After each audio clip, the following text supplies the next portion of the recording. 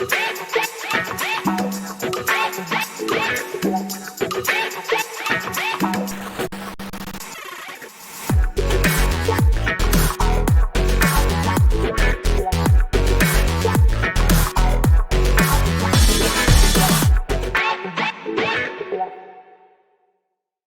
meus amigos, estamos aqui mais uma vez com o programa Resolve Síndico.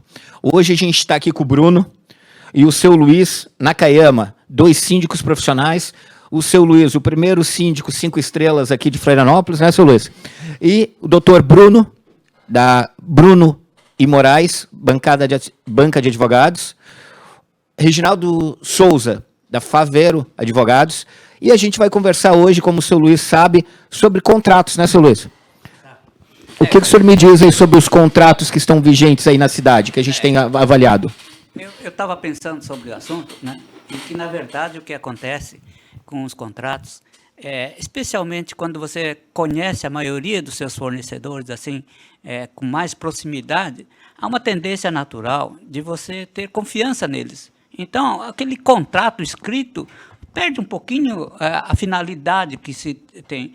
Quando acontece uma grande bobagem, ou alguém te dá o golpe, aí que você vai ficar pensando, por que eu não fiz um contrato amarrando isso, amarrando aquilo?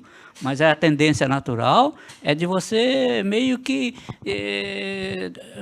entender que aquele cidadão ali que é meu conhecido, que é indicado por alguém meu conhecido, não vai me fazer uma bobagem de estragar o meu dia porque eu não tenho um contrato por escrito que fecha essas pontas todas, entende? Então, há uma tendência natural da gente, de síndico também, né? Como a gente faz licitação com fornecedores, há uma tendência natural, quando a gente tem um fornecedor ou quando vai fazer algum serviço, a gente pedir indicação de outros colegas, né, que já fizeram o serviço. A tendência natural é a gente pedir informação de outros colegas que fizeram o serviço.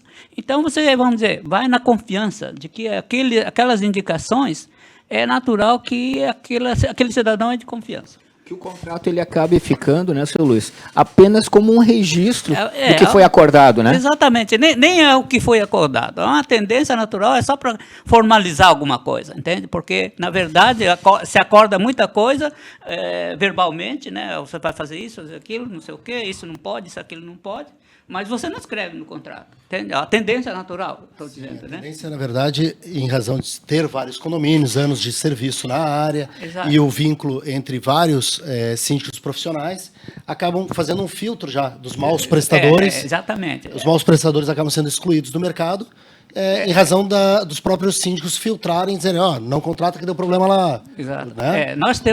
Eu participo de diversos grupos de síndicos, né, em que, vamos dizer, a tendência natural a gente perguntar, né, nos grupos se o cidadão tal, fornecedor de XYZ, é confiável ou não, entende? Ou você que é síndico me coloca lá que, olha, contrata esse cidadão que é meu indicado. Então, eu não me preocupo tanto com o contrato, porque não é um contrato bem feito que vai me resolver um mal com o fornecedor, entende? A tendência natural é essa.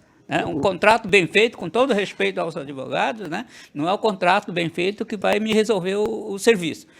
É o cidadão que vai prestar o serviço. Na verdade, que a questão do contrato, por mais amarrado que seja, a empresa prestadora de serviço tem que ter lastro, né? Tem que Senão, ter lastro, tem que ter... some, não tem lastro, não se cobra. Né? Tem que ter lastro, tem que ter vontade de fazer aquele serviço, tem que ter condições de fazer aquele serviço, né? É essa condição eu básica. acho que isso que o senhor falou, seu Luiz, a gente tem vários grupos na cidade de síndicos, né? A gente participa de alguns juntos, a gente está sempre trocando informação, o Bruno está sempre nos eventos com a gente. É muito importante as pessoas pegarem referências de quem está no mercado. Eu sempre bato na tecla aqui do programa, do Resolve Síndico. Assim, ó, pessoal, comprem de pessoas que vocês conheçam, que estão situadas no mercado há muitos anos, que você vê todo dia trabalhar, porque a nossa cidade é uma cidade turística. Normalmente tem muita gente de fora que acha que aqui é muito fácil trabalhar, né, seu Luiz? Acha que a gente passa só o dia todo deitado na rede, tomando água de coco, e não é assim. Então, sempre, nós do Resolve Síndico, estamos com esse projeto aí já há 7 meses, tentando trazer sempre para o síndico informações. Informações, credibilidade, empresas que realmente cumpram com o papel. Seu Luiz, o senhor vai se apavorar de uma situação que aconteceu comigo essa semana. Eu fui visitar um condomínio e a gente trabalha aí no mercado há 20 anos. O senhor sabe a diferença do peso, né, de alguma coisa, né? O síndico recebeu uma carga de papel toalha. Cara, quem é que confere papel toalha? O Bruno, o síndico também, o doutor lá no escritório, o doutor Reginaldo tem. Olha só, isso aqui é grave, tá, gente? Papel toalha, geralmente, nas embalagens, me corrijam, os senhores que são síndicos e compram, é 1.000 unidades ou caixa com 5.000. Certo? Nós abrimos uma caixa e ela estava muito leve. E, claro, a empresa que estava comigo, São João, tem coisa errada. No mercado, essa caixa custa em torno de R$ 79,00. E estão entregando a caixa por R$ 49,00. Tem coisa errada aí. Nós fomos pesar, seu Luiz, essa caixa. Ela tinha 30% a menos de peso do que o correto. Ou seja, por uma fórmula de peso com volume, ela teria em torno de 700 folhas em vez de 1.000. Ou seja, você está comprando uma caixa de papel toalha com 5.000 toalhas, mas na realidade tem 3. A barra de chocolate, né, que era 220, já está em 90. Mas, Bruno, menos mal que tem a lei que diz que foi reduzido. E, né, pessoal da Chocolate Neugebauer, pessoal da Brasil Cacau, que acabei de passar lá pegar o chocolate do Miau da Alice. Cara, nessa situação, eu acho, como consumidor, errado. Mas você está ciente que passou de 180 para 90 gramas. Tem uma tarja lá hoje, que é a legislação, né, senhores? Agora, você comprar um produto que você está pagando 5.000, e daí você liga para o prestador, ele diz que foi um erro de embalagem. Então, por isso que a gente está aqui hoje com grandes advogados da cidade, com 2 grandes síndicos, porque tem um instituto que o Cebola vai botar na tela aí para vocês, que é o QI Condomínios, né? Que ele fez uma pesquisa no Brasil todo e, pasmem, 50% dos condomínios do Brasil têm contratos viciados em alguma situação. E o seu? Você já pesquisou os seus contratos? Gente, isso é grave. O que a gente está falando? Que é um Instituto Nacional, está aqui, o Cebola botou na tela aí para vocês, né, o logo para vocês verem, pesquisarem. O que é isso? Muitos síndicos, seu Luiz, recebem um condomínio com uma herança antiga. Né? Empresas que não têm negativas, como diz o doutor Bruno, que não tem lastro financeiro. Já aconteceu uma empresa de vir num condomínio nosso, que o cara tinha capital social de R$10.000, seu Luiz, para botar uma portaria. Não dá nem a rescisão do zelador, que dirá de 4 vigilantes 24 horas. Posso fazer um adendo? Claro. Capital social, R$100.000. Se não está integralizado? Perfeito. Aproveitando, fazendo um adendo também na parte dos contratos bem amarrados, eu vou fazer um bate-bola aqui para o doutor, especialista da área trabalhista, em relação à corresponsabilidade dos condomínios nas prestações de serviço. Se o doutor puder falar, porque isso é uma parte de extrema importância. Obrigado, doutor. Primeiramente, quero dizer que é um prazer estar aqui. Obrigado, João, pelo convite, né? E essa questão dos contratos realmente é muito importante, né? Porque quando o contratante não se atém às questões daquele prestador de serviço, o prejuízo lá na frente pode ser enorme. Quando envolve principalmente a questão trabalhista, que a gente sabe que muitas vezes o condomínio prefere terceirizar os seus serviços, porque sabe que, a bem da verdade, o custo de operacionalizar empregados é elevado, é difícil para administrar, gerir equipes e gerir escalas. Então, muito mais fácil por vezes, terceirizar isso né, para uma empresa especializada de mão de obra, né? Mas aí é importante, como o doutor Bruno falou, que a empresa contratada ela precisa ter um lastro, né? Porque futuramente, se essa empresa não conseguir arcar com as custas trabalhistas de seus empregados, muito provavelmente a justiça vai impor ao condomínio a obrigação de pagar aquelas dívidas que a empresa contratante vir a deixar. E nós estamos falando normalmente de verbas rescisórias, horas extras, adicional de insalubridade, várias verbas que realmente são elevadas, né?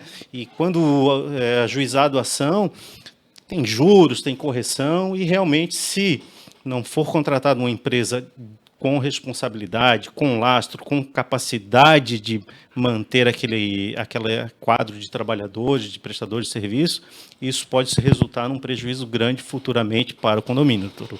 Perfeito. Mas só fazer mais uma pergunta, qual a documentação que o doutor recomendaria que os condomínios tivessem cautela de reter?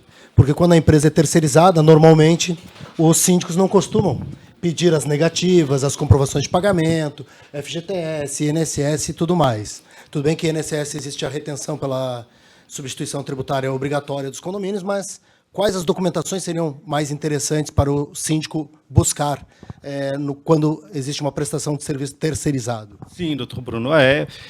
Basicamente, acho que o doutor já comentou, né? A principal realmente seria a comprovação de pagamento de recolhimento de fundo de garantia, né? Então, pedir alguma comprovação de pagamento salarial dos empregados, tá?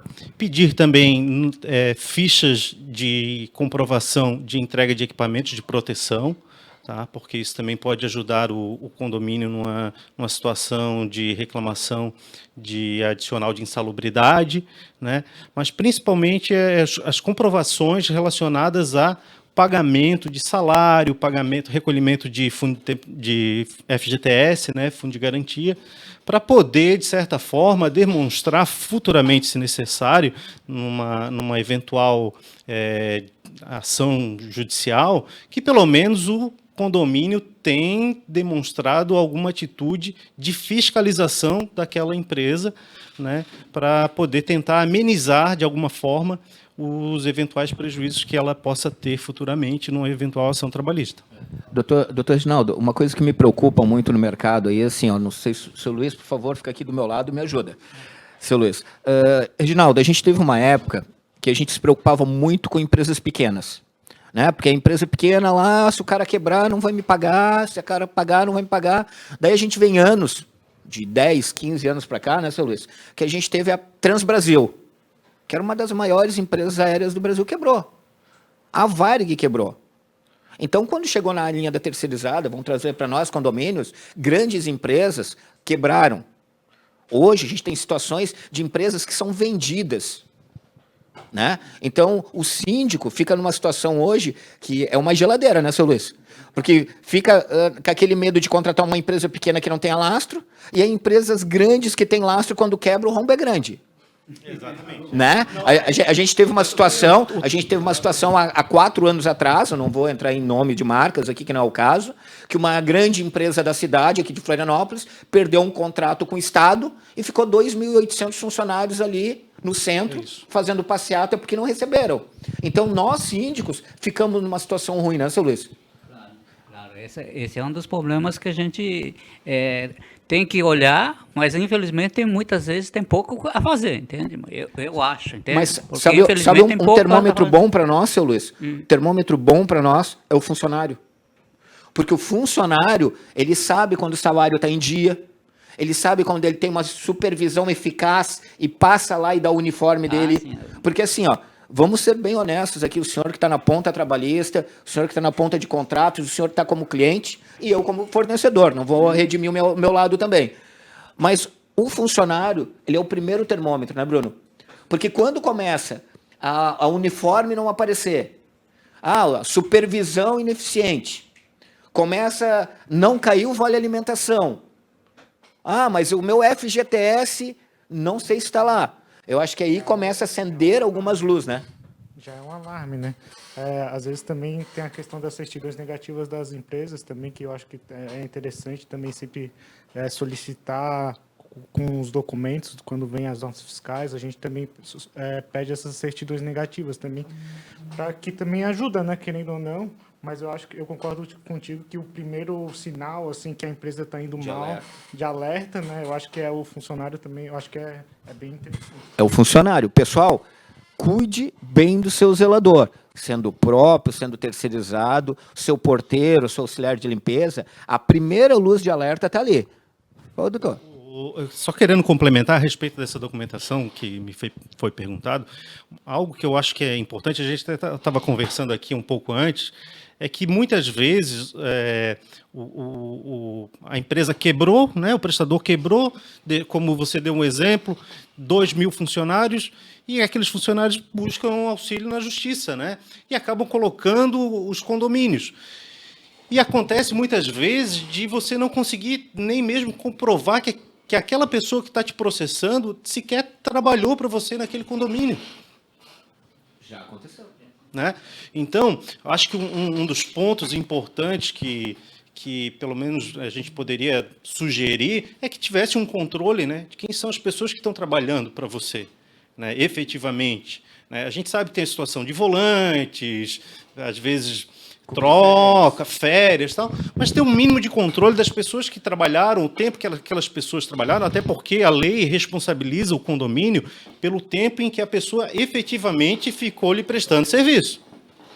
Doutor, aproveitando aqui no chat nosso, tem o Renato, ele está perguntando qual a legalidade do parcelamento de rescisões. Existe essa possibilidade? A empresa quebrou, a empresa fechou, ou foi vendida para outra empresa. Existe a legalidade no parcelamento de rescisões? O senhor sabe alguma coisa dessa linha?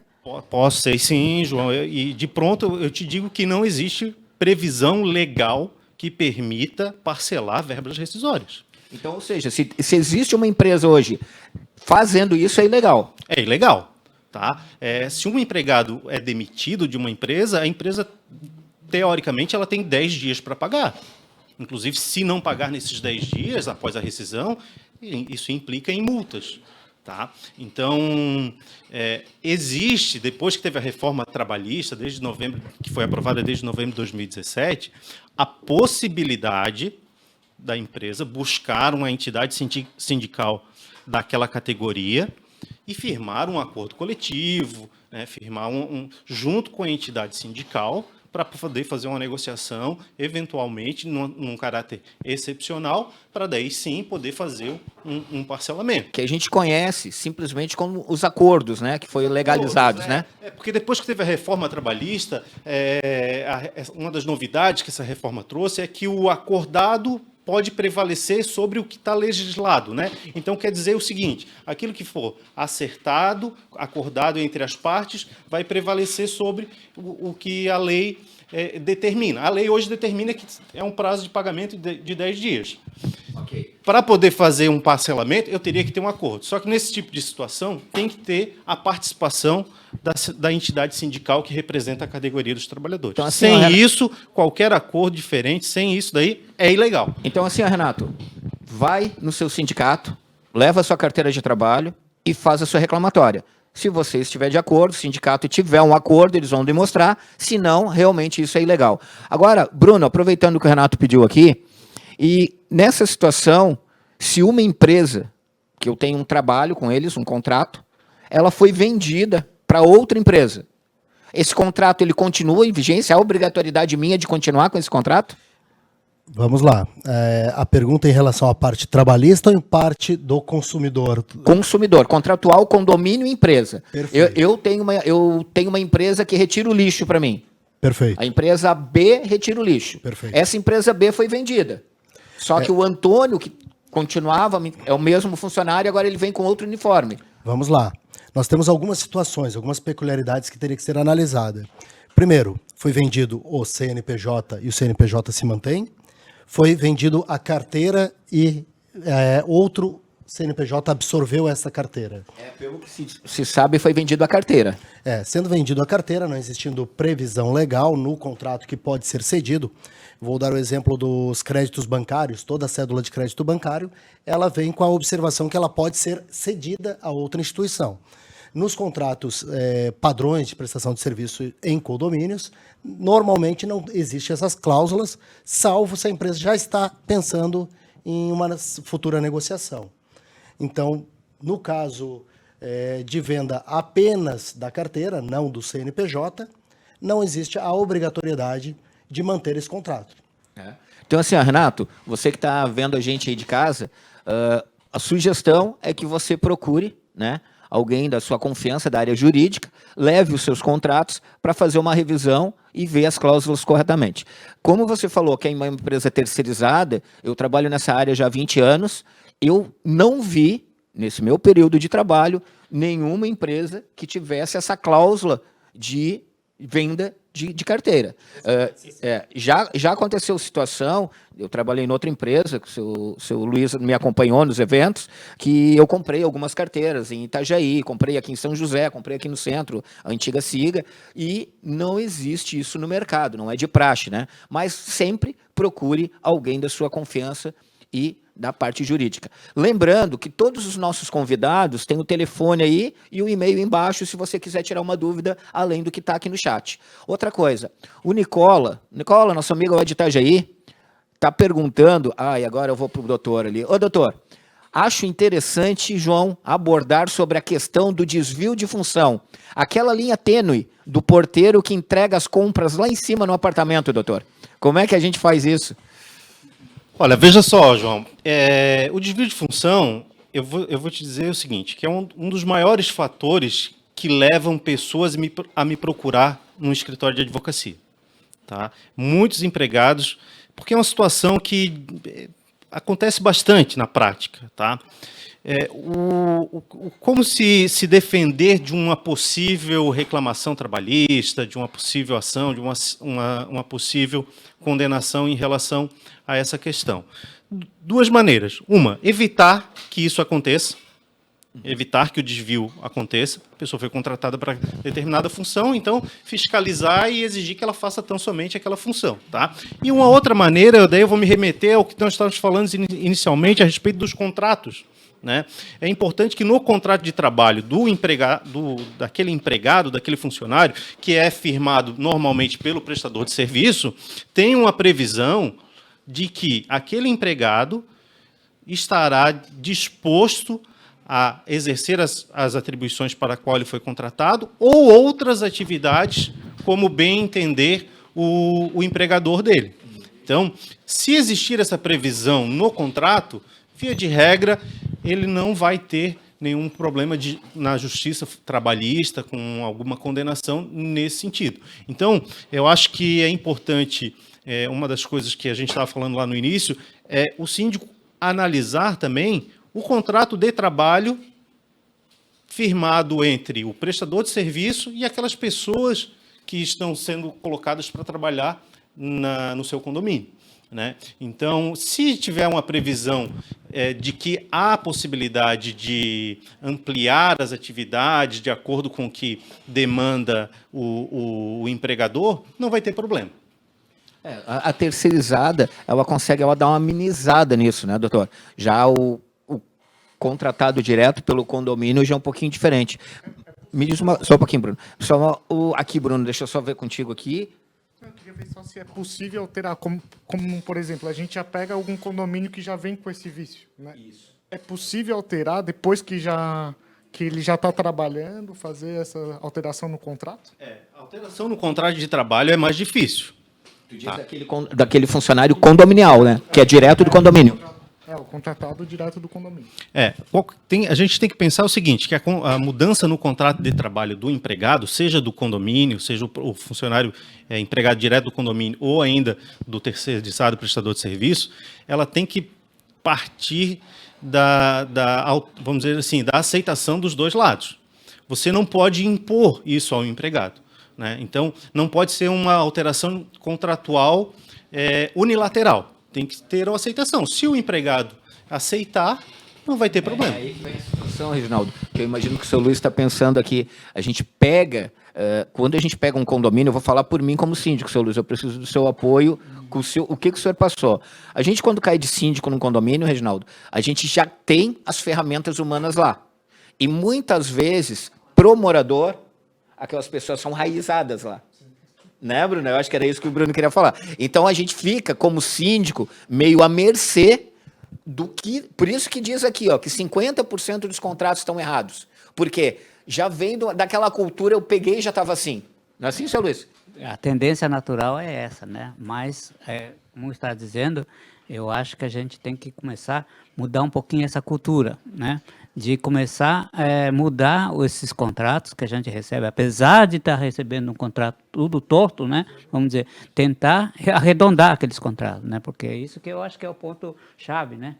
Porque a gente tem que pensar no futuro, né? Então, se pensar no futuro, o que é pensar no futuro? Numa eventual demissão ou uma pendenga com esse funcionário, né? É isso que eu estou pensando, né? Perfeito. Se eu estou pensando nisso, eu tenho que pensar de uma forma mais, vamos dizer, justa também, que ele saiba o que está fazendo, que o funcionário saiba que está fazendo um acordo, vamos dizer, para resolver esses problemas, mas vamos fazer para, vamos dizer, ficar mais tranquilo a situação, o conflito entre o empregador e o empregado seja menor possível, né? Essa é a minha visão da coisa. Então, dentro do possível, a gente está, vamos dizer, quando pode, vamos ajeitar, né?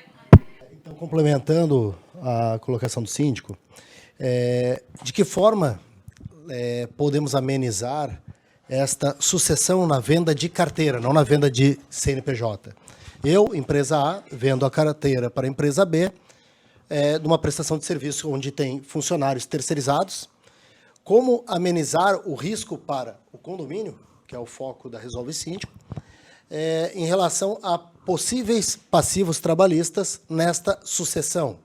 O que o síndico tem que se ater se ele resolver manter esses contratos? Vamos lá. Então, assim, a gente tem que analisar duas situações, né? Quando se trata exclusivamente da venda da carteira, o repasse dos postos de serviço de uma empresa para outra, eu acho que o síndico ele tem que colocar uma anteninha, né, ficar mais atento, botar uma luz em cima daquilo ali que está acontecendo dentro do condomínio dele, porque o risco do prejuízo final em relação àqueles trabalhadores pode recair sobre o condomínio, né? Porque agora, se existe o que a gente chama da figura da sucessão do empregador, aqueles empregados foram corretamente transferidos de uma empresa para outra, né, de um prestador para o outro, aí a gente o que a gente diz que reconhece na lei como sendo a sucessão empresarial. Neste caso, a empresa que sucede... Só um pouquinho, doutor. O que o senhor diz correto, desculpa, me corrija se eu estiver errado, é o funcionário ser demitido da empresa A, receber todas as suas verbas rescisórias e ir para a empresa B. Isso seria o correto, isso? Essa seria uma forma correta de se fazer, tá? Quando existe a venda dos postos de serviço. Ok. Entendeu? Quando existe a venda dos postos de serviço de uma empresa, o repasse dos postos de serviço de uma empresa A para a empresa B, não vai existir a figura da sucessão empresarial. Nesse caso, o correto é a empresa A rescindir o contrato de trabalho daqueles empregados, pagar todas as verbas rescisórias, tá? E o empregado, se assim aceitar, e a nova empresa, se assim desejar, contratar aquela Mas pessoa. agora, o nosso programa é polêmico. O João joga fogo no parquinho. Eu simplesmente disse para o meu funcionário assim, ó, agora outra empresa assume, eu não quero saber mais de nada. E aí? Aí está errado. Olha só, pessoal. Então, tá errado. Não é assim. Não é assim, né? Porque, veja só, primeiro, as coisas precisam ser formalizadas. Posso jogar querosene? Pode, vamos lá. Vamos lá, então. E se a empresa, além de dizer agora é com a outra empresa, ela disser assim, ó, ou você fecha o acordo com este advogado X, ou pode buscar o judiciário e tu vai ficar 3, 4, 5, 10 anos para receber. Aí é pior ainda, né? Porque daí aí você coloca essa querosene que você está trazendo para nós, é o que a gente chama de coação, né? Você está coagindo o empregado a aceitar algo que ele não tem opção. Tá, então vamos para pólvora mais. Já que o Bruno botou, o Bruno abriu agora. Eu recebi um áudio num grupo de um funcionário que a empresa simplesmente falou para ele: ou você recebe assim, ou procura os seus direitos. Isso é lamentável, né? Por isso que eu digo, é muito complicado a gente que trabalha na área condominial, porque tem muitos itens para resolver, muitas coisas para fazer, e você contrata uma empresa grande, com etiqueta, achando que o funcionário está ok, e daí recebe no final do ano uma brincadeira dessa? E nessa situação, João, te digo mais, como foi bem dito aqui no início, a gente tem que perceber os indícios, né? Pô, o funcionário reclamou lá que tem um atraso de salário, você descobriu que o FGTS não está sendo pago todos os meses corretamente. Agora já não é mais indício. Na hora que a empresa fala isso, é porque realmente vai sobrar para o condomínio.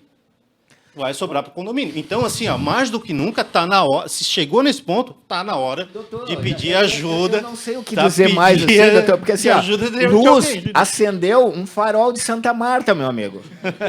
A empresa já estava trocando títulos de 8 meses para frente, funcionários com uniforme manchado não viu o supervisor há 4, 5 meses, foi diminuindo o número de visitas nos condomínios. O seu Luiz tem algumas situações assim, não é, seu Luiz? Então, a gente fica realmente como síndico, de uma certa forma, numa mercê de uma situação. Porque lá atrás era uma empresa linda, era uma empresa bonita, muito bem atendido, com canais em todo lugar. De repente, o cara só vende a carteira e passa. Porque nesse momento que ele vendeu a carteira, fatalmente ele está numa situação periclitante. Fatalmente ele está numa situação periclitante. Por isso que ele vendeu, senão não teria vendido. Então, ele com certeza não tem reserva para pagar esses funcionários, entende? Se ele achasse que devia pagar todo mundo, ele até pode achar, mas ele não tem condições, como que vai fazer? Só para complementar, buscando a questão da segurança jurídica para os síndicos, os prazos trabalhistas temos o de 2 anos, o de 5. O ideal seria guardar a documentação por 2, 4, 5, 10 anos, para podermos ter o mínimo de defesa numa demanda judicial? Eu vou responder diretamente e depois esclareço o porquê. Eu sugiro que guarde pelo menos 7 anos. O trabalhista. Tá? 2 anos de ajuizamento, mais os 5 de os 2 anos de ajuizamento, porque depois que o empregado é rescindido o contrato de trabalho dele, então ele tem até 2 anos para entrar com a ação trabalhista. E a partir do momento que ele entra com a ação, ele teria ainda até 5 anos para trás. Então, eu sugiro aí, por precaução, mantenha pelo menos uns 7 anos, porque aí você vai ter a documentação, se precisar. E na Justiça do Trabalho, né, muito se prova com documentos. Inclusive porque a citação pode demorar. Sim, justamente. Assim, guardei 5 anos, mas levou 1 ano para que eu seja citado ou qualquer motivo desse. Está valendo, porque já está ajuizado. Então, Bruno, Nilo, lá de Joinville, nosso amigo 5 estrelas, lá também, Nilo. O Nilo está perguntando para nós assim, Bruno, e esses contratos aí que vêm com multas em rescisão de contrato onde a empresa força um período longo, como é que funciona? Vamos lá. Primeiro eu vou criar a dúvida, né?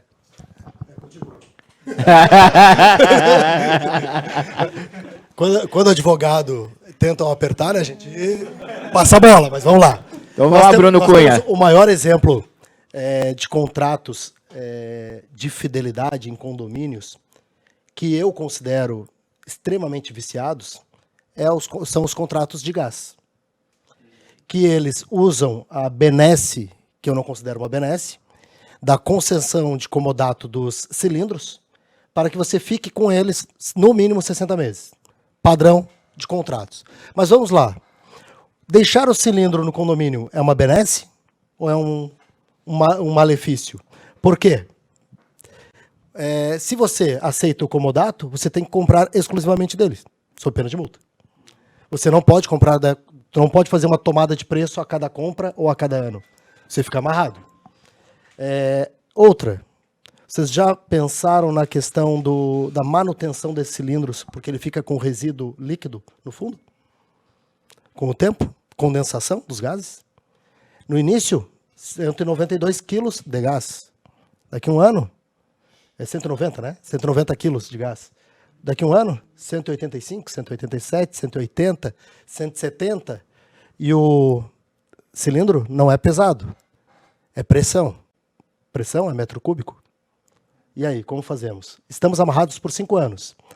O judiciário, neste ponto, temos decisões para todos os lados. Os que dizem que as cláusulas de multa são válidas e temos os contratos que dizem que não são válidos. Normalmente, fidelidade nós temos nos contratos de gás, elevador, portaria remota, prestação de serviço humana. Todos eles têm cláusulas de multas. Para tu ter uma carência, uma fidelidade, tu tem que ter um benefício. No caso do gás, deixar o cilindro lá, para o condomínio grande, muito mais vale comprar o cilindro. Deve custar, pelo que nós recebemos orçamentos, em torno de R$ 2.500. Para eu ter o livre arbítrio de escolher a companhia a cada vez, eu economizo isso em um ano tranquilamente, porque o gás está subindo muito. Sem falar que a gente não fica preso, por exemplo, na companhia de água, que sobe o preço como quer, né? Tem uma questão também que a gente já pegou em um dos condomínios, que normalmente essas empresas de fornecedoras de gás já vêm desde quem faz o contrato é a construtora. Sim. Então eles já fazem eles estipulam o quanto que vai ser um consumo futuro, né? E nunca se atinge, e mesmo depois dos 5 anos, a empresa fala, vocês não atingiram o consumo conforme está o contrato, então... Explorar a multa e tudo mais. Daí fica postergando. Vamos ao segundo ponto. Quantas vezes por ano, no condomínio que você faz a gestão, sobe o preço do gás? Várias vezes, né? E diminui, e para diminuir... Só assinando maior carência, né? Então, assim, hoje, nós temos os principais problemas dos condomínios. Claro, passivo trabalhista, porque este tranca a conta do condomínio, né? Esse a gente não tem o que fazer. Mas fora isto, companhias de água, de gás e elevadores e desentupidoras. São os principais problemas que eu acho que é meio que unânime entre os condomínios, né? Que tem que se buscar uma alternativa. Até buscando parte jurídica, né?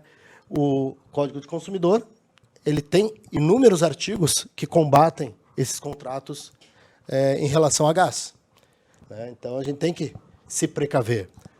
Eu sempre digo, trabalhista é um dos principais pontos, porque este tranca a conta e tranca rápido, né? E judiciário na esfera trabalhista, ele não quer saber se tem que pagar a conta de água ou de luz para os moradores. Não pagou o funcionário? Bloqueia e virem-se. Sim, desculpe a expressão. Bruno, Bruno Cunha, então, mais a última aqui. Então, agora que eu ia escapar? Agora que tu ia escapar, não. Mais uma última aqui, então. Deixa eu ver quem é que mandou. Paulo, nosso amigo Paulo, lá de Itapema. Sugiro debate e esclarecimento sobre a proporcionalidade das multas rescisórias em relação a valor e período dos contratos de prestação de serviço. Paulo provavelmente aqui está falando ou de elevador ou de portaria remota. Na verdade, todos os contratos eles estipulam multas, né? Alguns contratos eles prevêem que conforme o tempo passa, a multa é proporcional, vai reduzindo. Esta seria a multa por benesse, né? Por um benefício de contrapartida mais adequado. Agora, quando você fixa um valor, 3 mensalidades e ponto, ou 1 ano, ou como tem alguns contratos que, ao meu ver, né?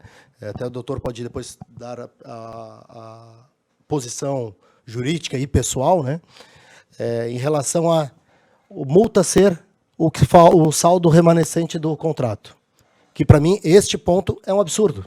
Porque, senão, ele se torna impossível de rescindir. Porque ou tu paga e fica com o serviço, ou você paga e fica sem o serviço.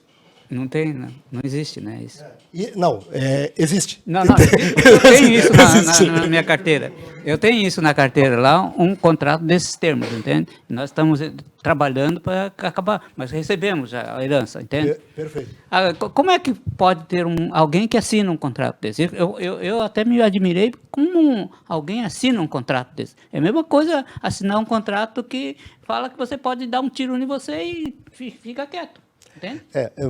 Eu vejo que muitos síndicos, hoje virou uma febre, né? Nós temos os síndicos renomados, né, como os presentes aqui na cidade, síndicos de anos, e que qualquer lugar que vão são aplaudidos de pé, ainda premiados, né? Em volta e meia. Mas nós temos muitos aventureiros, porque o mercado de síndicos virou atrativo. Né? Isso é bem complicado, né, Bruno? Hoje, o desemprego está grande, as empresas estão quebrando, tem muita gente indo para o lado informal, e eu moro num condomínio. Vai ter, o síndico está ganhando 2.500. Pô, eu ganhava um salário mínimo na minha empresa. Vou ser síndico? Existe um requisito legal? Não existe. Não existe uma formalização, uma formalidade necessária. Ser alfabetizado é o suficiente. Como é que é, seu Luiz? Ser alfabetizado é o suficiente. Seu Luiz, se a gente olhar, nem isso, hein? Não estão pedindo, mas nem isso, ultimamente. Seu Luiz, se tiver os 2 dentes, tá bom, seu Luiz. Tem jeito, tá bom assim. Seu Luiz, hoje eu peguei um condomínio lá na Pedra Branca, que o síndico ganha R$700 por mês. E tá uma briga lá que tem 30 lá querendo competir para pegar. Daí o senhor vai ver, o senhor acha que um síndico vai pegar um condomínio por R$700 e está brigando? Tem coisa nesse angu aí, tem caroço aí, seu Luiz. Infelizmente. Esses 700 pode virar 7.000, né? Bem mais. Aí, pessoal, vamos aproveitar aqui que o Bruno está falando sobre os contratos, deu uma travada ali. Vamos tomar uma aguinha aí, já voltamos em 2 minutinhos.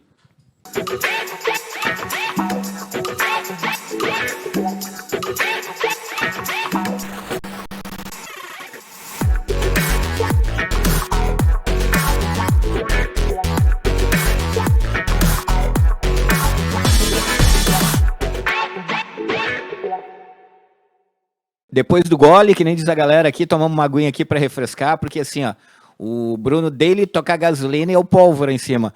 Bruno, a gente estava conversando antes do intervalo sobre o contrato do gás, né, que são os contratos amarrados, deu a tua posição também. Eu queria que tu me falasse um pouquinho, Bruno, referente àqueles contratos que a gente tem bastante dificuldade, vou puxar um pouquinho a brasa para casa, né? A gente sempre tem na portaria remota o contrato de serviços e de equipamentos.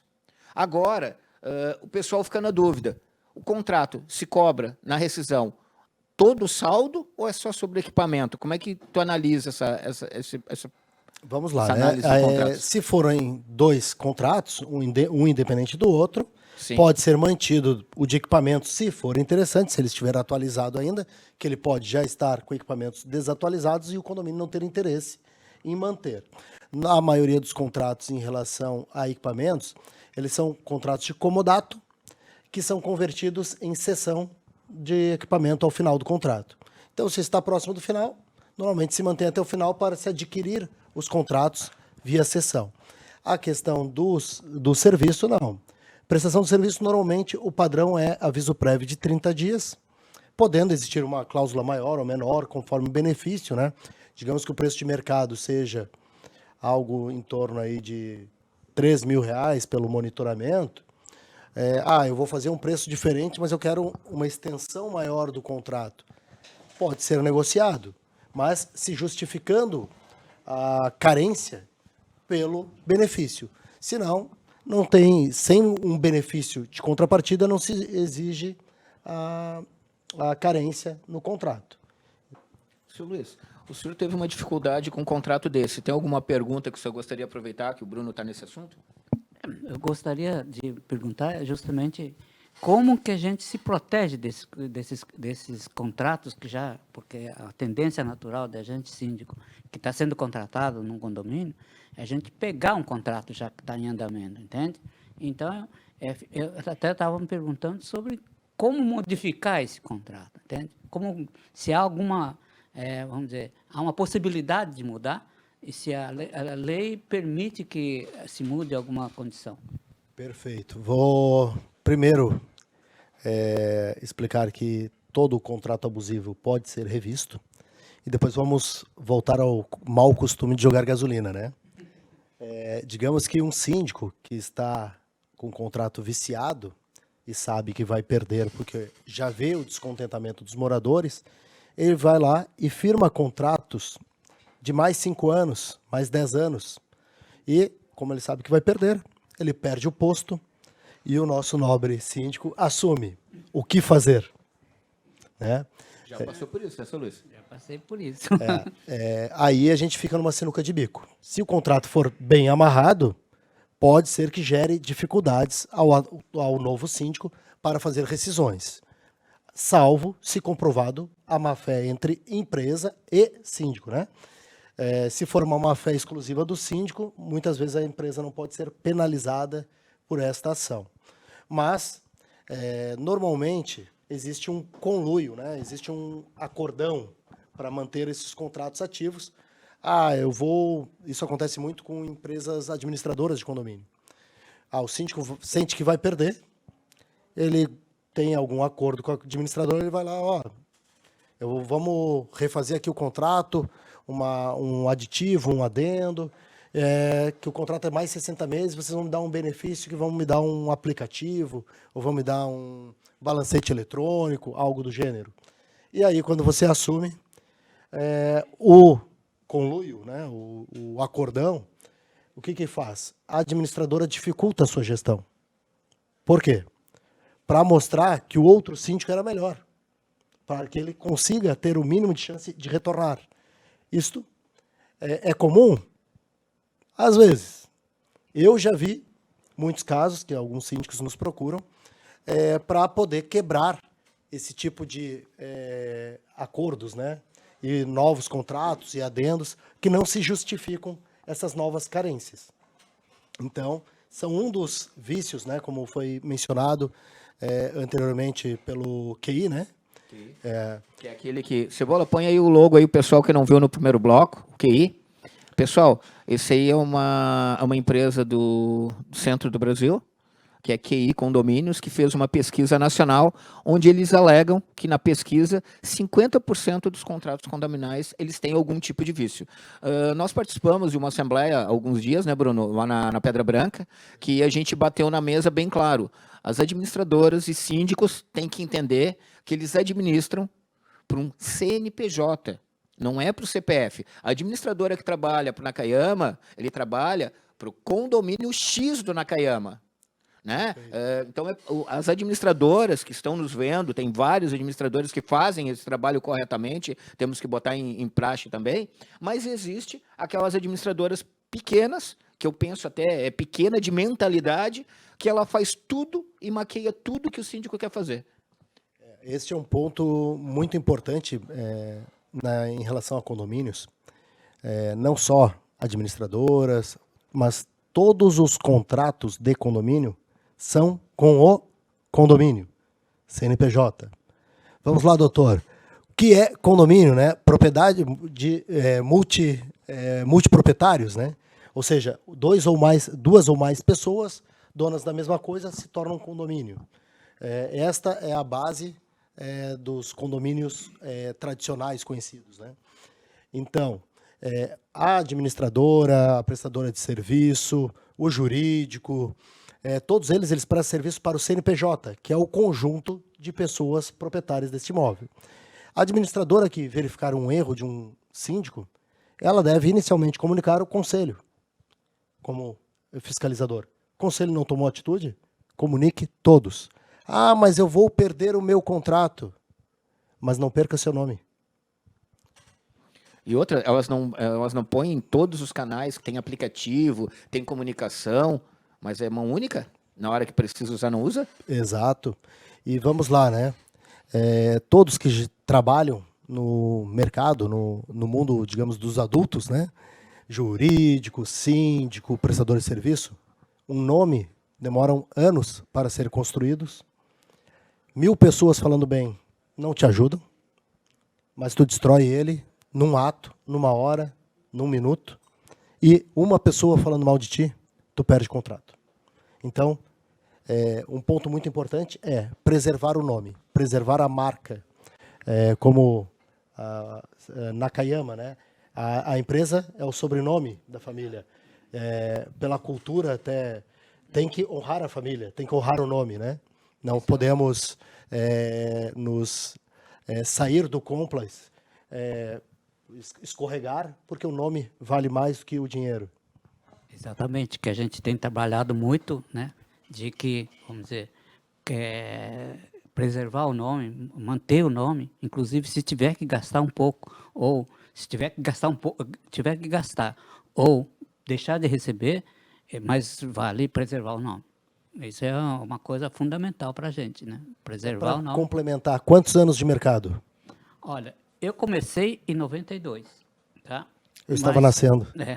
Você nem tinha nascido. Mas fiquei 5 anos fora do mercado, tá? Fiquei 5 anos fora do mercado porque eu estava trabalhando na administração de um banco. E depois eu voltei, né? Então eu tenho 17 anos ou coisa assim. 17 anos, seu Luiz. E Bruno? Não, o Bruno tem 17 de idade. Não, já tenho 8 anos na área condominial também. 8 anos?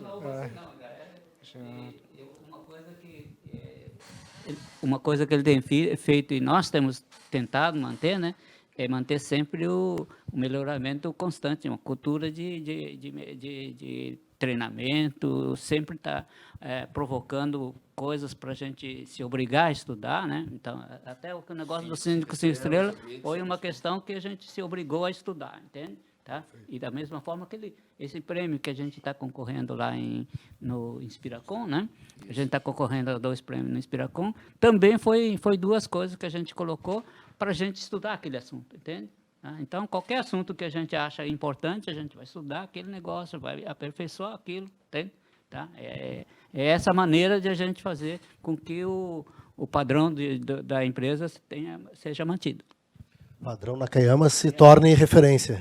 Até porque a nossa função de síndico profissional, né, seu Luiz, é uma coisa muito dinâmica, a informação é muito rápida, né? A gente esteve vendo com o senhor lá alguns contratos, alguma revisão, revisionais que tem que fazer. Eu brinco, eu vou apanhar aqui, você fica do meu lado aqui, usa a parte oriental aí para me ajudar, mas assim, ó, hoje a gente vai em qualquer internet, você abre aqui, ó, síndico.net, qualquer item aqui, a cada 15 cursos, 12 são jurídicos. Né, seu Luiz? Bruno, estou falando? Estou com 2 juristas aqui, mas a gente vê realmente como síndico... mas se existe a demanda, seu Luiz, é porque existe problema nisso aí. É como a gente falou aqui. Cara, cada contrato se passa por uma revisional, se passa pela banca do Cunha lá. 10 graduados... 11 são do direito, né? Porque a primeira faculdade que abre em qualquer faculdade é a faculdade de Direito. Mas é que assim, Bruno, hoje, na situação do síndico profissional, falo aqui com o Bruno e com o seu Luiz, que a gente já se encontrou, acho que no mínimo uns 10 eventos, né, seu Luiz? Eventos desde simples cafés à tarde, com 4, 5 síndicos, como evento com 1000 síndicos, como cursos. Se o síndico não for realmente fazer isso, ele só quer valor, ele só quer receber valor, e ele não está entregando o valor de qualidade de trabalho, porque todo dia tem matéria, todo dia tem situação nova em condomínio. Hoje, até vocês vão brincar comigo, Cebola, depois tu põe na tela aí, para vocês entenderem, a foto que eu vou botar aqui, eu não vou identificar o local. Seu Luiz, o senhor acha que isso aqui pode ser feito? Deixa eu só ver se eu vou achar agora. Deixa eu ver se eu não vou falar besteira aqui. Mas eu vou mostrar. Gente, um morador cortou literalmente, seu Luiz, literalmente. Isso aqui é o teto. Ele cortou a coluna de um condomínio para botar um ar-condicionado. O síndico foi chamado às pressas. Vocês têm noção, pessoal, o que é? No 3º andar de um prédio de 15, um morador cortar uma coluna do teto. Tá aqui, Bruno. Olha só. Depois o Cebola tá botando aí para vocês. Para botar um ar-condicionado, gente. Depois diz que o síndico é enérgico. Cara, o cara tá botando em risco 17 andares, 104 famílias. Nós temos casos semelhantes em prédios de bloco estrutural, onde retiram paredes. Não, eu já passei... Bruno, eu cheguei Cozinha numa situação... americana. 4 pavimentos na Pedra Branca, que a mulher tirou a parede da cozinha. O piso do 2º andar era uma bolsa. Desculpa, uma banheira. Tu andava no andar de cima, tu sentia o piso. Trepidar. Cara, assim, ó, tem muita gente que está nos assistindo que realmente trabalha em administradora, o doutor Reginaldo conhece, mas tem muita gente que vai morar em prédio que não tem a mínima coerência, não vou dizer nem noção, é coerência. Um cara chega, entra num prédio e diz pro cara, ó, meu ar-condicionado não cabe aqui, corta aqui. Tá, doutor, mas aqui é uma coluna, dane-se, corta.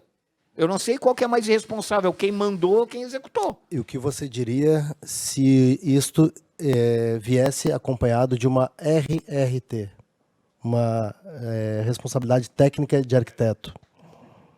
Nós temos alguns casos aqui na cidade onde mandaram tirar paredes de bloco estrutural que a arquiteta autorizou. Ou mandou fazer nichos no banheiro, aquele famoso buraquinho para botar o shampoo em bloco estrutural. Que e legal. Aí, fazemos o quê? Ela é digamos, a perita, né? Ou o perito, né? Não vou generalizar para lá do... Então, como que a gente faz? Se fizerem isso num condomínio do senhor,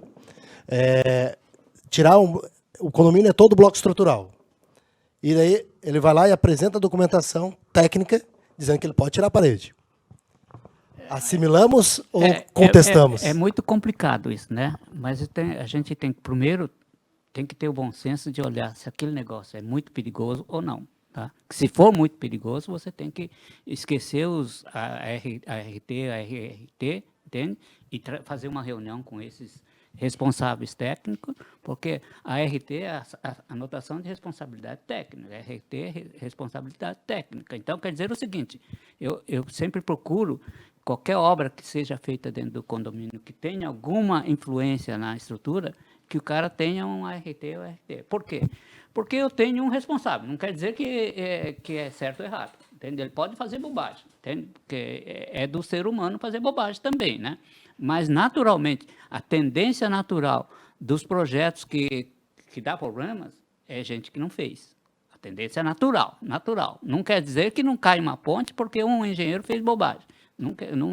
Isso não é verdade. Mas 99% dos casos que o engenheiro foi lá, calculou e assume a responsabilidade técnica, você, como gestor, você fica mais sossegado em relação a isso. Só isso. Entende? Quer dizer que você divide a responsabilidade com alguém. Né? Não quer dizer que você deixa de ser responsável. Entende? Você continua sendo responsável, porque é sua responsabilidade. Se cair um prédio... Entende? Você era o síndico daquele prédio, você é responsável também. E se não teve um responsável técnico para dizer sobre aquilo, você fica duplamente responsabilizado. Entende? Então, normalmente é isso que estou dizendo. Entende? A gente procura sempre arranjar um responsável técnico. Né? É para dividir a responsabilidade. Não é para... Não se exime. Não se exime. Você está dividindo a responsabilidade. Isso que eu acho. Mas, não, seu Luiz, a gente está aqui para debater. E o senhor já passou uma situação assim, seu Luiz? Teve que puxar a orelha de alguém lá em cima? Já, claro, né? A gente, como síndico, sempre tem que, de vez em quando, tem que assumir essa responsabilidade de pedir para a pessoa ter uma responsabilidade técnica, porque isso é um negócio, né? Não é só você se eximir também, né? Porque você é leigo naquilo, entende? Né? Se você é leigo naquilo, você tem que evitar de dar palpite terminal, né? Como vocês, advogados, também, né? Se vocês dão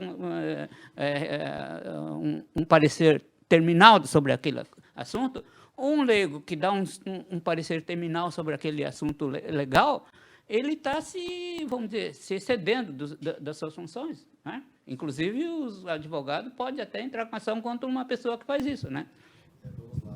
Nos condomínios, em razão dos cursos, como o João colocou, grande parte serem maioria jurídicos, ou grande parte jurídicos, nós temos inúmeros juristas nos condomínios, né? Nós não temos mais síndicos. Todo síndico sabe de lei e às vezes bate de frente com o advogado. Não, porque eu fui no curso lá e o fulano, professor tal, falou algo. Ele falou... então vamos fazer o seguinte, contrata ele, o outro lado me contrata. Vamos ver o resultado. Infelizmente, né, as pessoas elas têm que absorver as partes boas. Eu posso falar, me enganar em algum parecer, eu posso me equivocar em alguma posição, ainda mais que o direito não é exato, né? O direito ele pode ser interpretado de várias formas. Então, assim, vamos lá. A grande discussão que existe, né, no direito. Inadimplente em condomínio, tem garantidora. E aí? Está inadimplente ou não está inadimplente em condomínio? Grande problema. Vamos deixar essa polêmica para uma próxima, né? Não vamos entrar no mérito. Mas vamos voltar à questão trabalhista, que seria o foco hoje. Digamos que um trabalhador da construção civil foi contratado para arrancar uma parede destas, de um prédio estrutural, e o prédio cai e o trabalhador morre. Responsabilidades: síndico, construtora, moradores, contratante. O que me diria, doutor? Olha, tá tocando fogo aí de novo, né? Bastante gasolina, enfim. Eu só queria voltar um pouquinho antes, Bruno, porque realmente o ponto que você falou ali a respeito de advogados, de juristas. Hoje, assim, a faculdade de Direito, a gente sabe que elas se alastraram o Brasil afora, e a gente tem um universo grande de pessoas formadas em Direito, enfim, a gente tem todo um cenário, e além disso tem aqueles que também não são formados e muitas vezes se acham entendedores, como o João falou, tem muitos cursos. Santo Google, né? Pois é. Que agora o cara vira Então, jurista assim, pelo Google já. Se me permite, e não é à toa que hoje eu estou aqui na condição de advogado trabalhista, né? E o doutor está na condição de advogado civil, condominial, né? Então, por quê? Porque dentro do próprio direito tem especialidades. Cardiologista do coração. É a mesma coisa, a medicina é a mesma coisa. Então, o ideal porque, como o doutor falou, o direito ele não é uma ciência exata, não é matemática, né? Então, além de entender o que a lei diz, a gente muitas vezes tem que entender como é que aquele tribunal julga aquela situação. Linha de pensamento. Então, a gente precisa entender, né? E isso vai um pouco mais além dos cursos do que o Google pode nos ajudar. Então, o ideal, fica aí uma dica, sempre consultar um especialista, né, sobre aquele assunto que você está questionando. Agora, voltando, para não fugir da pergunta do colega, né, que é uma pergunta capciosa, mas vejam só, a gente tem que olhar na questão do acidente quem que era o patrão, né, daquele funcionário. Né? Se ele era um autônomo, a responsabilidade vai ser dele pelo acidente. Né? Então, na questão trabalhista, ele não vai conseguir responsabilizar o condomínio. Tá? Então, precisa analisar muito bem a situação, porque normalmente quem é responsável pelo acidente, pelas consequências de um acidente de um empregado, é o patrão, o empregador. Responsabilidade pelo né? empregador dele. Agora, em situações... Daí tem que entender também se essa é uma situação de prestação de serviço, corriqueiramente, que a gente vê em portarias, zeladorias, enfim, que daí sim,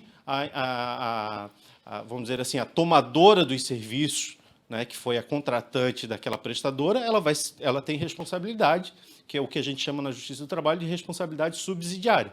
Se o primeiro empregador não pagar, vai acabar sobrando para o condomínio. Tá? Mas teria que analisar bem a situação, caso a caso, para a gente poder dar um parecer mais claro, tá, doutor Bruno? Tranquilo. Tá, Bruno. Me diz uma coisa, Bruno. Deixa eu ver, nós estamos nos contratos ainda. Eu quero incomodar o Bruno dos contratos ainda. Então, assim, Bruno, os contratos, a maioria, na realidade, a gente tem que realmente tê-lo em mãos para poder fazer uma análise realmente de cada item, né? Porque o que a gente vê na internet eu acho tal coisa, o achismo é muito forte, mas na realidade tem que ter o contrato em mãos para a gente analisar, né? Perfeito. Qual é o problema do contrato? Primeiro, muitas pessoas utilizam contratos modelo de Google. Não é um contrato direcionado à tua situação. Cada situação, normalmente, é única ou muito individualizada. Então, o ideal é que o contrato seja montado especificamente para cada situação, para cada cliente. E não, vou fazer um contrato de prestação de serviço de pintura. Vou ali no Google, digito contrato, pintura terceirizada. Né? Pego ali, preencho as lacunas, ali, prepara que a bomba vai vir grande. Né? Toda vez que a gente faz um contrato, ele tem que ter as especificações para cada situação. Um condomínio de um bloco é uma situação, condomínio com 9, 10, 12, 48 blocos, salvo engano, o maior ali, que é de Biguaçu, é outra situação. Relação de funcionários, tudo isso tem que ser previsto em contrato. Tudo aquilo que não estiver no contrato, não temos como cobrar depois. Garantia, o uso de EPI é obrigatório? É obrigatório. Se a empresa não usar, o que eu faço? Rescindo? Tem previsão? Vou usar subsidiário a CLT para rescindir um contrato civil? Temos que ter algumas cautelas. E para poder fazer um contrato correto, tem que entender qual é o serviço que vai ser prestado. Vou prestar, vai ser um serviço de pintura, eu tenho que entender o mínimo, o que é EPI, né, equipamento de proteção individual, quais serão os EPIs que devem ser usados para aquela situação. Capacete, sapatão, máscara. Hoje máscara é o EPI da vida, né? É o EPI que tu tem que ficar 24 horas. Aqui estamos todos vacinados e imunizados, né? Então não temos problema com a questão de máscara, mas são questões que têm que ser mais direcionadas e não utilizar contratos padrões. Normalmente, as pessoas pensam, eu vou economizar 1.500, 2.500 da confecção do contrato. Aí vem o nosso nobre colega e te apresenta uma conta de 25, trabalhista para pagar, porque você fez mal o contrato. Aí você vê que o contrato sai barato.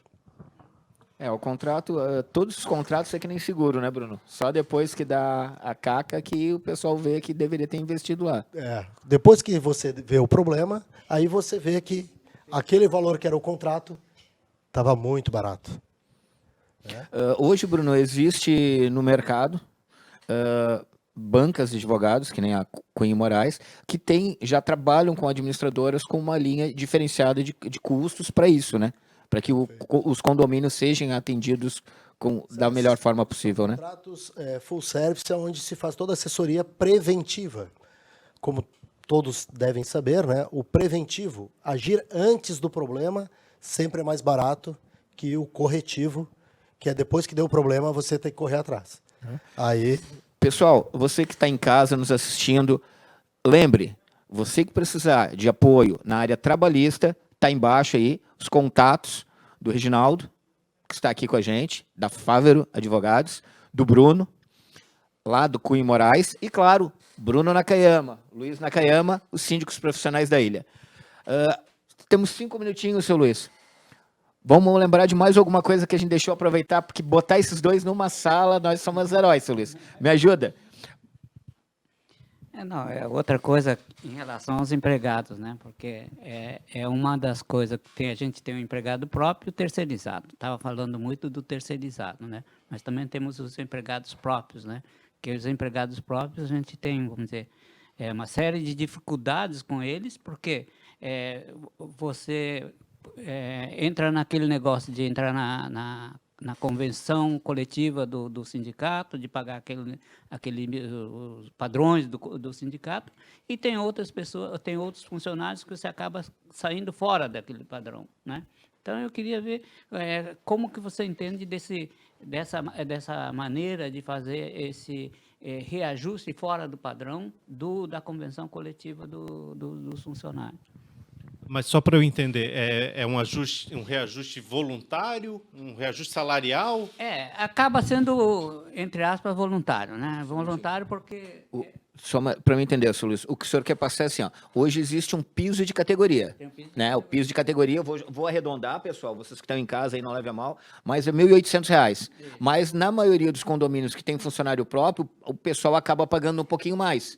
É isso? Isso, Daí, exatamente. esse tipo de negociação. Por causa que, vamos dizer, a tendência de você ter que pagar um pouquinho mais para manter esses funcionários, vamos dizer, especialmente fidelizá-los, né? Eu acho que isso que é o ponto importante. Nesse aspecto, a legislação trabalhista ela não tem um impedimento. Né? Obviamente que o que a gente tem que respeitar, o mínimo é o que a convenção coletiva, né, determina, ou a lei estadual do piso salarial determina para aquela região. Eu estou falando isso porque muitos estados têm muitos estados, muitas localidades, muitos locais, e a gente está falando, acredito que vai para o Brasil inteiro, né, João? Inteiro. Então, tem locais que não têm sindicato dos trabalhadores, mas às vezes pode ter uma... Que é o caso aqui de Florianópolis, que a gente fez há 40 dias atrás um programa, né, Bruno, referente à CTT daqui, que é o conselho, que é a Convenção Coletiva de Trabalho, a CCT que teve aqui, que ela tem uma diferença de mercado. Que daí os síndicos ficaram preocupados, doutor, porque assim, ó, Florianópolis já tem uma cultura de pagar um pouquinho melhor para o contratado direto. Certo. Só que chega um momento que esse pouquinho se torna muito. Hoje, né, não que o profissional não mereça, todos merecem e todos trabalham para uma melhoria salarial, né? Mas, de repente, nós temos no mercado síndicos, zeladores ganhando 1.800 na convenção e zelador ganhando 5.000. Para um outro lado mais polêmico, né? Eu quase não gosto de... Nós temos um funcionário que já está no limite de custos do condomínio, porque hoje todos estão apertados, pandemia e tudo mais. O sindicato veio, estipulou lá o vale, no caso aqui da Grande Florianópolis, de R$20 por dia, inicialmente, sem estipular a carga horária. Depois ele voltou atrás e é só apenas para funcionários de 8 horas. Porque o Resolve Síndico denunciou. Vamos lá. O seguro, eles também arrumaram, porque o Resolve Síndico denunciou. Vamos lá. Agosto, os condomínios foram obrigados a pagar os 20. Paguei. Setembro, eu não sou mais obrigado, só que eu já concedi os R$20. Posso voltar atrás? Estamos falando de vale alimentação previsto em norma coletiva? Perfeito. Se está previsto na norma coletiva, não pode voltar atrás. Pois é. Porque se está previsto lá, tem que ser cumprido. A norma coletiva firmada em... né, que ela retroagiu. A Isso norma é um coletiva adendo. botou R$20 por dia, independente de horário. certo. Foi pago pelos condomínios porque era obrigatório. No mês seguinte, tiraram a obrigatoriedade do vale. Só que já tinha sido concedido. Não, mas aí, veja só, o Vale Alimentação, eu recebo muita gente, né, questionando, mas doutor, eu não tenho direito ao Vale Alimentação, porque essa empresa não me paga, aquela outra empresa pagava, tal. Veja só, o Vale Alimentação, ele não tem obrigação de lei prevista para você receber. O empregado, ele não, se você procurar na lei, não vai achar lei que diga que é obrigado a pagar o Vale Alimentação. O Vale Alimentação, quando tem obrigação de pagar, é o que está na norma coletiva. Então, a gente tem que olhar o que está na norma. As convenções coletivas de cada local. trabalhar. Se foi determinado que lá estava e depois foi retirado, não tem mais obrigação. Tá? Então, o meu suporte nesse quesito é a norma coletiva. Perfeito. Nós temos um funcionário que está no limite do condomínio para a alçada de pagamento. Não temos como conceder esse benefício. Digamos que viesse o benefício e não saísse. Os R$20, que daria aí para quem trabalha 22 dias por mês, mais R$440 mensais. O condomínio não tem dinheiro para demitir, porque o caixa está apertado. E o condomínio não tem dinheiro para acrescentar esses R$440. O que fazer? Me parece que a solução aí vai ser chamar uma reunião de condomínio, né? Aí o doutor entende muito melhor do que eu, mas vai ter que aumentar o preço desse condomínio. Porque, assim, a lei trabalhista vai exigir o pagamento. Se não for pago, você está assumindo o risco de um passivo trabalhista. E a Justiça do Trabalho não vai analisar lá na frente se o teu condomínio tinha ou não tinha condições de pagar. Se o teu condomínio tinha ou não condições, então, de demitir aquele empregado. Ela vai querer saber se você pagou de acordo com o que a norma coletiva estabeleceu. Não tem saída.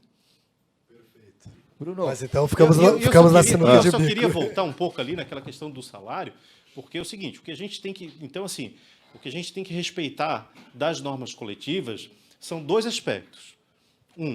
O piso mínimo. 2, o reajuste que normalmente ela estabelece. O percentual de reajuste. Tá? Para os lugares onde não tem a norma coletiva, porque muitos lugares não tem sindicato, né, como a gente está falando para o Brasil inteiro, tem que dar uma analisada, ver se tem uma lei estadual que trate do piso, do valor do salário mínimo para aquela categoria de trabalhadores em condomínio. Bruno, a última. Hoje tu vai ser o crucificado aqui. Pessoal, tá recebendo um boletim aí, Bruno. Boletim do sindicato. Tá aí sabendo dessa?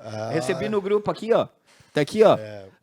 Deixa eu só ver aqui. A grande Florianópolis. Renato Cruz, não é meu parente, não. Renato, síndico lá do... lá de Barreiros, conheço ele. Perito da Polícia Civil, psicólogo da Polícia Civil. Desculpa. Pessoal recebeu um boleto essa semana aí, Bruno. Rapidinho, temos 5 minutinhos, Cebola. Pessoal, você que botou no grupo ali, tem 2 síndicos ali, deixa eu só ver o nome, vai, agora acabou não. Mas vai, Bruno, fala aí, pessoal que está recebendo aquele boletim famoso. Vários condomínios estão recebendo boletos de uma empresa nova, aonde vem uma contribuição patronal sindical. É obrigatória? Não. Isso. Então, quem pagou, pagou. Recuperar? Difícil. Mas quem deixar de pagar também não vai ser cobrado. Então, temos que ter atenção, por quê? A maioria das pessoas que trabalham com parte bancária sabe que existe o DDA. E muitos síndicos utilizam do DDA para minimizar o risco de um boleto passar, que é o débito direto autorizado. Acho que é isso. Não lembro exatamente a sigla. Quem tem DDA, esse boletim aparece na conta para pagar. Não precisa nem ter recebido o boleto. E aí? Pô, o sindicato tem que pagar, o valor não é tão significativo, salvo engano é em torno de R$90 por condomínio. Pago, não pago, vai da consciência de cada um. Vamos contribuir com o sindicato ou não vamos contribuir com o sindicato? Lembrando que o sindicato assinou a CCT. E aí, seu Luiz, você recebeu o boleto, seu Luiz?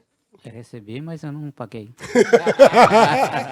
É isso aí, pessoal. Esse boleto é famoso. Eu era síndico do Marco Polo em 2008, aqui na Deodoro 122 ali, e eu já recebi esse boleto famoso. Pessoal, a gente tem muito assunto, é muito assunto mesmo, né? Fica aí o telefone aí nos caracteres de todos os participantes aqui. O Resolve Síndico só tem a agradecer. Doutor Reginaldo, muito obrigado a Faveri Advogados pela presença. Bruno Cunha, mais uma vez, obrigado. Um abraço à banca lá. Nós que agradecemos o convite. Muito obrigado e permanecemos à disposição. Seu Luiz, eu sou suspeito de falar, a gente está sempre se cruzando profissionalmente com respeito e admiração. Obrigado, seu Luiz. Eu agradeço o convite, né, para a gente permitir a gente trocar ideias, que sempre a gente está aprendendo, né? Então, eu acho que agradeço também de a gente poder falar alguma coisa sobre o síndico. Seu Luiz, eu queria fazer um convite formal para o senhor. Eu sei que o senhor tem uma bastante notoriedade na área da Trindade, bastante conhecimento.